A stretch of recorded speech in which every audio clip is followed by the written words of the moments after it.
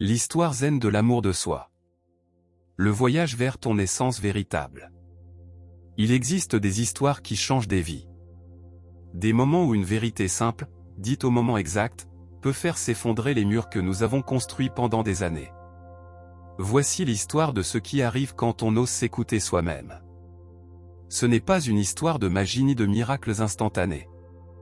C'est quelque chose de plus profond, plus réel et, pour cela même, beaucoup plus puissant. C'est l'histoire de Maya, qui a trouvé dans une vidéo oubliée la clé dont elle avait besoin pour ouvrir la porte de son propre cœur. Accompagnez Maya dans son voyage à travers 8 transformations. Découvrez comment un message simple, la meilleure chose que tu puisses faire est de t'aimer suffisamment, déclenche une cascade de changements touchant chaque aspect de son existence. Car, cher lecteur, ce n'est pas seulement son histoire. C'est une invitation à votre propre transformation. Es-tu prêt à entendre ce que tu dois entendre? Chapitre 1, le miroir brisé. Chaque matin, Maya se réveillait avec le même poids sur la poitrine. 35 ans, une vie qui semblait parfaite de l'extérieur, mais qui criait de solitude de l'intérieur. Elle se levait, regardait le miroir de la salle de bain, et la première chose qu'elle voyait était toutes les raisons pour lesquelles elle n'était pas suffisante. Insuffisante dans son travail. Insuffisante dans ses relations. Insuffisante pour elle-même. Elle avait passé des décennies à chercher validation dans les paroles des autres, ses parents, ses supérieurs, ses partenaires, même des inconnus sur les réseaux sociaux.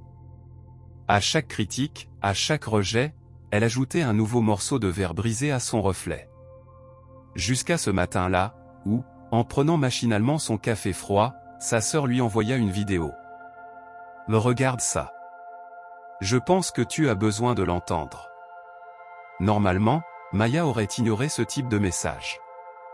Mais quelque chose, ce matin gris, dans cet instant de reddition silencieuse, la fit appuyer sur play. La voix dans la vidéo était chaleureuse. Les mots étaient simples. Et pourtant, quelque chose dans son cœur s'éveilla comme touché par un rayon de soleil après un hiver éternel. Chapitre 2, le premier soupir. Après avoir écouté la vidéo 3 fois de suite, Maya fit quelque chose qu'elle n'avait pas fait depuis des années, elle pleura. Pas les larmes sèches de quelqu'un de fatigué, mais les larmes profondes de celui qui s'autorise enfin à ressentir. Le message était révolutionnaire dans sa simplicité, tu n'as pas besoin d'être meilleur pour mériter d'être toi-même. Tu es déjà suffisante. Maintenant, tu dois seulement y croire. À ce moment-là, Maya comprit quelque chose. Toute sa vie, elle avait attendu que quelqu'un lui donne la permission de s'aimer. Elle avait attendu d'être suffisamment mince, suffisamment réussie, suffisamment parfaite. Mais cette permission ne viendrait jamais de l'extérieur. Cet après-midi-là, elle fit une liste. Pas une liste de tout ce qui n'allait pas chez elle. Mais une liste de chaque moment où elle avait été gentille avec elle-même, même un peu. Chaque fois qu'elle avait choisi de se reposer plutôt que de travailler. Chaque fois qu'elle s'était défendue face à une critique injuste. Chaque instant où elle avait laissé tomber le perfectionnisme. La liste était courte. Désespérément courte. Mais elle existait. Et cela signifiait qu'au fond d'elle, profondément enfouie sous des couches de culpabilité et d'autocritique, vivait une part d'elle qui savait s'aimer. Chapitre 3, le jardin abandonné. La transformation ne fut pas soudaine. C'était plutôt comme un jardin qui s'éveille graduellement au printemps. Maya commença par de petites choses. Des choses qui semblaient insignifiantes mais qui, accumulées, créaient un nouveau rythme dans sa vie. Elle se levait tôt pour rester 10 minutes en silence. Elle ne méditait pas formellement, elle était simplement présente. Elle écoutait. Respectait le silence entre ses propres pensées. Quand la voix critique dans sa tête disait « Tu es un échec », elle répondait « Ce n'est pas vrai. J'ai fait de mon mieux aujourd'hui.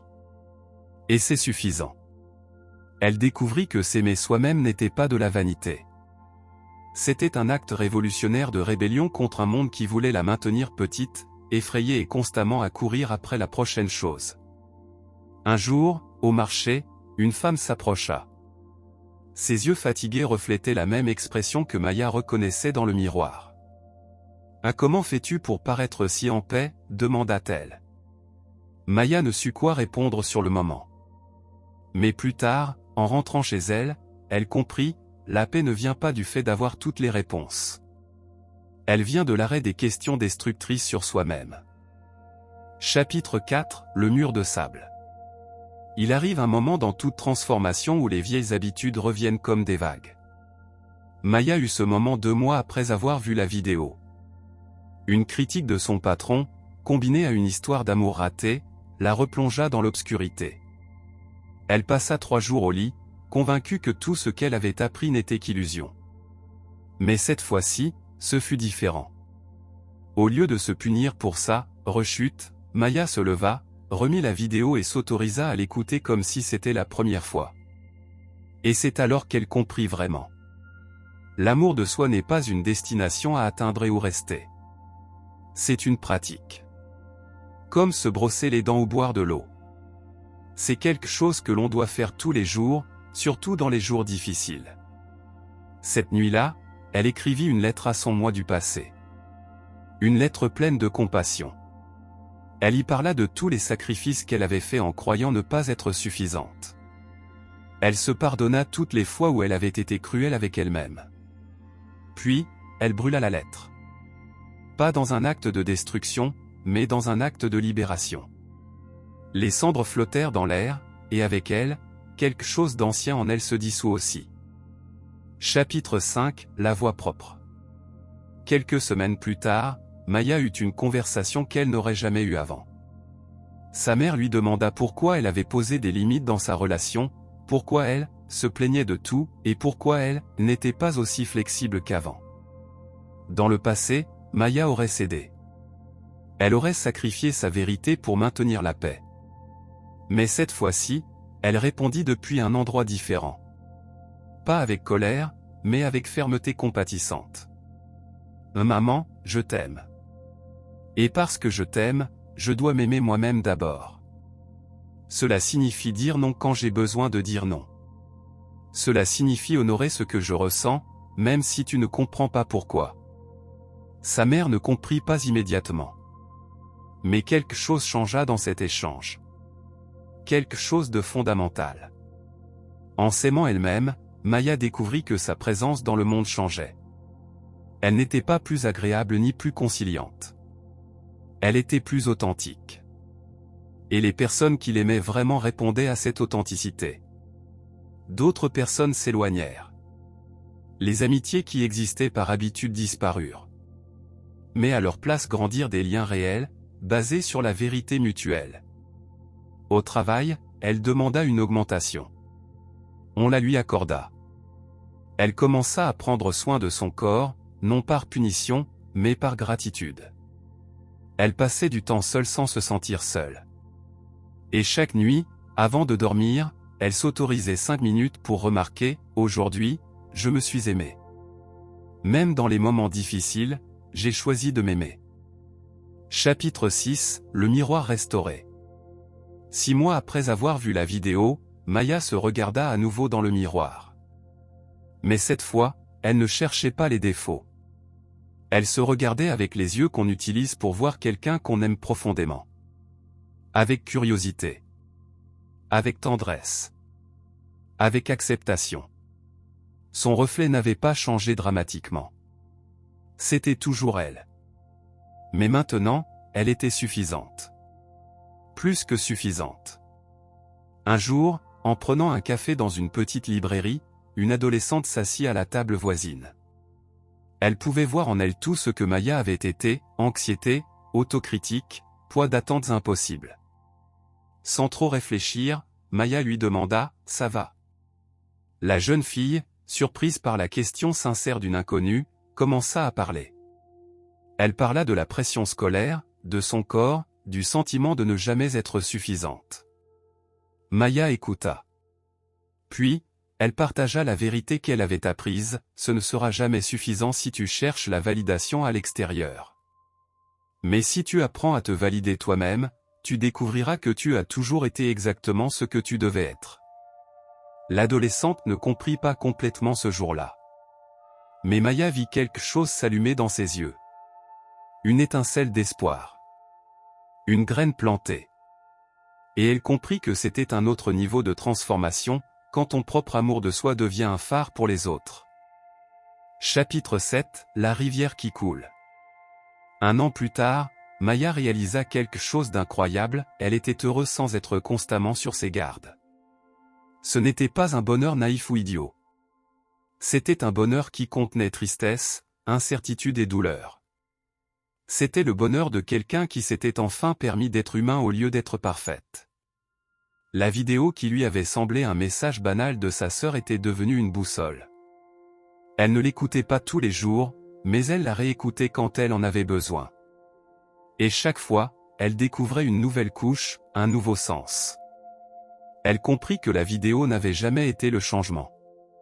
La vidéo n'avait été que le catalyseur.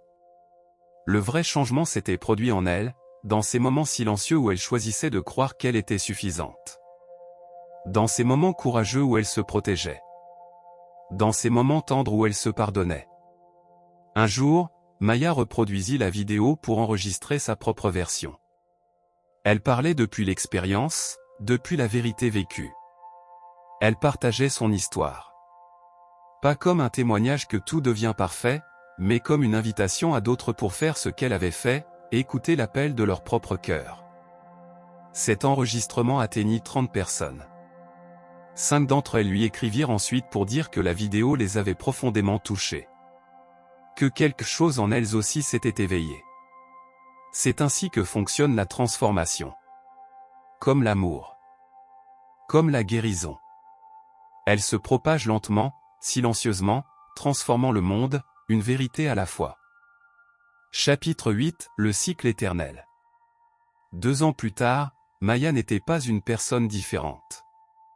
C'était la même personne, mais enfin chez elle avec elle-même. Elle avait encore des jours difficiles. Elle entendait encore la voix critique. Elle ressentait encore peur, insécurité et doute. Mais maintenant, elle avait une relation différente avec ses expériences. Ce n'étaient pas des ennemis à vaincre.